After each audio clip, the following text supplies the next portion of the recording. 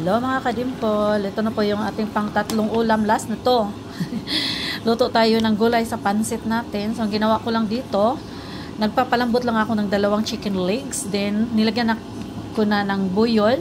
Then yung chicken broth, ito po yung ginamit natin na sauce dito sa ating pansit.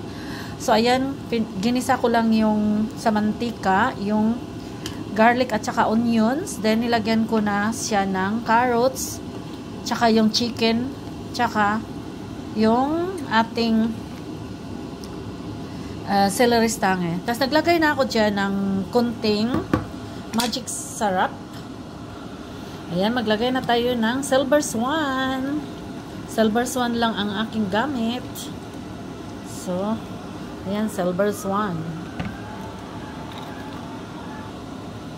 Then, maglagay na tayo ng pepper powder,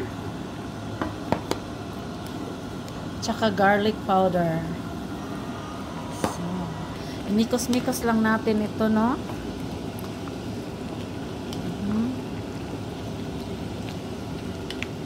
Ayan.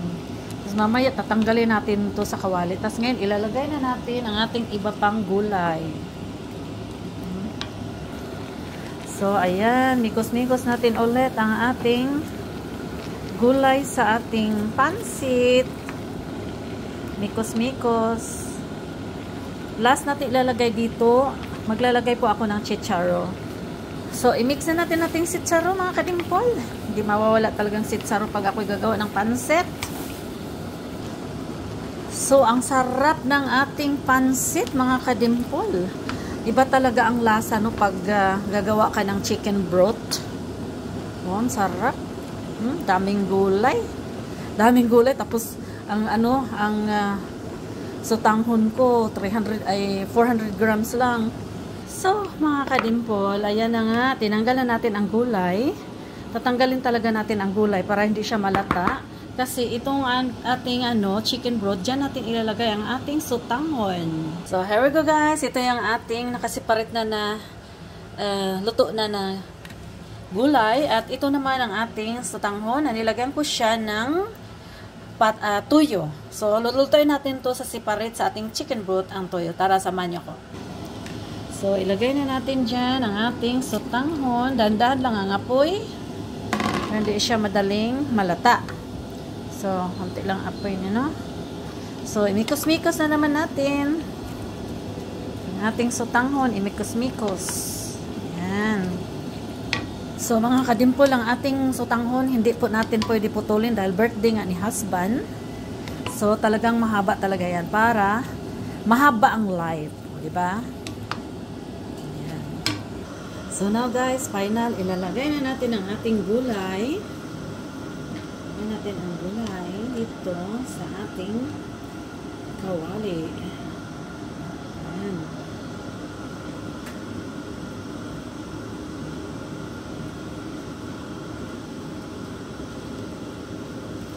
Mikos-mikos. So, mimix na natin ang ating gulay sa ating, daming gulay, sarap. Masarap pag maraming gulay ang pansit mga kadimpol, alam nyo ba? It's healthy. Ayan.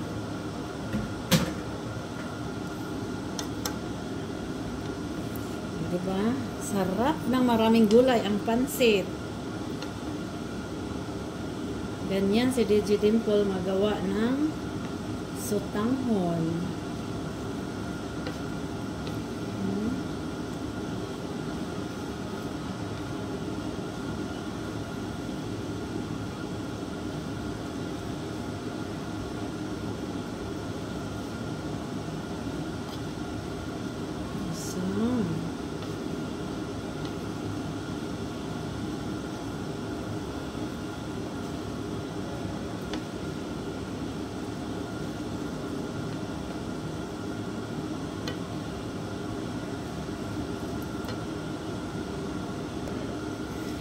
Sarap ng ating sutanghon.